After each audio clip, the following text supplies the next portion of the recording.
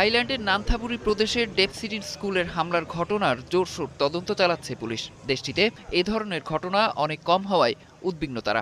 এমনকি হামলাকারী শিশুটি যে দাদা দাদির কাছে থাকতো তাদেরও গুলি করে হত্যার বিষয়টি বেশি চিন্তায় ফেলেছে পুলিশকে।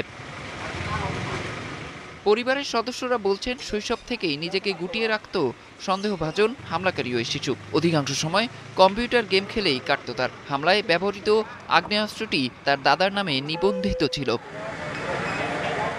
এর সূত্র ধরেই সন্দেহভাজনের বাড়িতে তল্লাশি চালিয়েছে পুলিশ। কম্পিউটার ও অনলাইন কার্যক্রম খতিয়ে দেখছে, যেখানে চাঞ্চল্যকর তথ্য পেয়েছে তারা। পুলিশ বলছে জুলাই মাসের শেষের দিকে যুক্তরাষ্ট্রের একটি স্কুলে বন্দুক হামলার ঘটনা নিয়ে অনুসন্ধান চালিয়েছিল শিশুটি। এছাড়া সহিংসতা ভিত্তিক গেমসের প্রতিও ঝোঁক ছিল তার। তবে এগুলোই যে হত্যার পেছনের কারণ তার কোনো শক্ত প্রমাণ এখনো পায়নি থাই পুলিশ।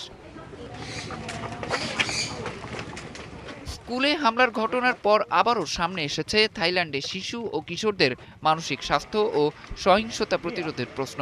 ২০২৫ সালের এক জরিপে দেখা গেছে প্রায় ২৯% তরুণ তরুণী নিজেদের একাকী মনে করে, আর পারিবারিক সমস্যার কারণে মানসিক চাপে রয়েছে অর্ধেকেরও বেশি তরুণ।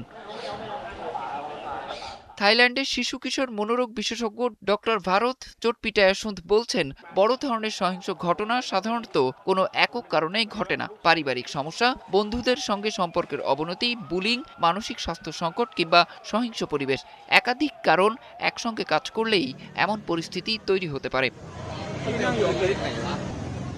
বিশেষজ্ঞদের মতে সবচেয়ে বড় উদ্বেগের বিষয় হলো তরুণদের হাতে অস্ত্রের সহজলভ্যতা। কারণ সংকটের মধ্যে থাকা কোনো কিশোরের হাতে অস্ত্র পৌঁছে গেলে একটি ঘটনা অনেক বেশি প্রাণঘাতী হয়ে উঠতে পারে। এ অবস্থায় অস্ত্র নিয়ন্ত্রণের পাশাপাশি স্কুলে ঝুঁকিপূর্ণ শিক্ষার্থীদের দ্রুত শনাক্ত করার উপর জোর দিয়েছেন বিশেষজ্ঞরা।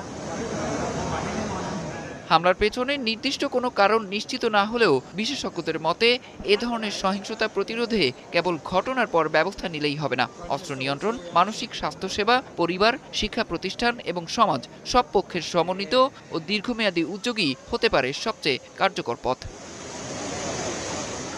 অরিসুল ইসলাম, ৭১।